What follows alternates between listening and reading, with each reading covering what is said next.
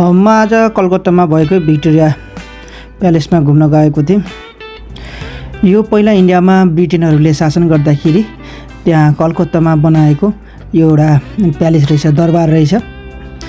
अनि एकदमै वेस्टर्न शैलीमा बनाएको दरबार छ। निकै नै उत्कृष्ट आर्किटेक्चर छ र यसको वरिपरि भने एउटा ठुलो गार्डन पनि बनाएको रहेछ। निकै नै ठुलो भव्य, हुन त अब जमानाको राजा बस्ने ठाउँ त हो। निकै नै भव्य प्यालेस छ र यसको दुईतिर भने यसरी पोखरीहरू पनि बनाएको रहेछ।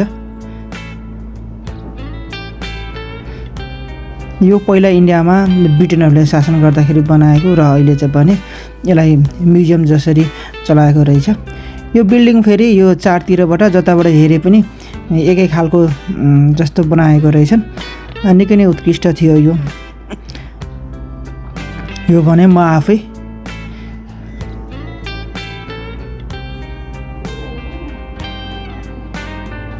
यो प्यालेस धेरै ठुलो क्षेत्रमा फैलिएको छ र यसको बारेमा त्यहाँ भित्रहरू भने केही फोटोहरू चाहिँ ग्यालेरीमा राखेको रहेछ।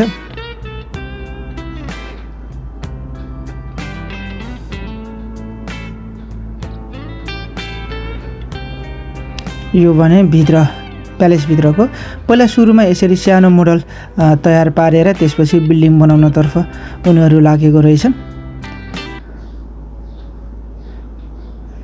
यो यसरी जमाना प्रयोग भएका यो हात हतियारहरू पनि डिस्प्लेमा राखेको थिए। हामीलाई दुईनाले बन्दुक भन्थ्यौँ र यो भने पिस्तोलहरू।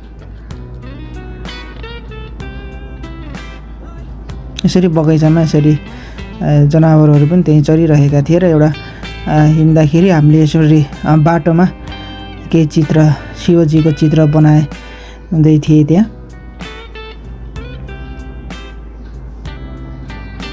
र त्यस महलभित्र छिर्नको लागि पर व्यक्ति भने 50 रुपियाँ लिँदो रहेछ।